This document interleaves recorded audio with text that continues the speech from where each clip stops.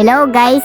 Ngayon tuturuan ko kayo kung paano i-turn on ang power boost sa Tecnospark Go. Una, pumunta ng settings. Then ayan, kapag nandito na tayo sa settings, i-scroll down lang natin. Ayan, scroll down lang natin. Then kapag nakita nyo na yung battery lab, ayan, kung makikita nyo yung battery lab, pindutin nyo lang yung battery lab. Ayan, makikita nyo. Pindutin nyo lang.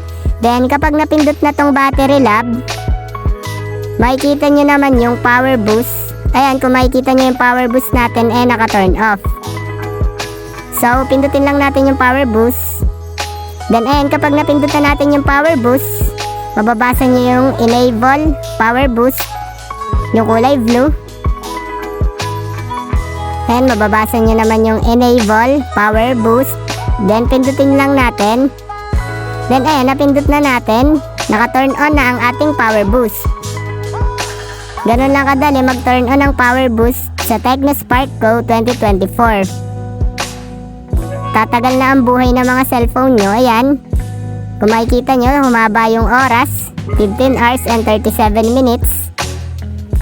Ganun lang kadali mag-turn on ang power boost sa Tecnospark Go 2024. Ayun lang, thanks for watching. Subscribe me for more videos like this. Thank you.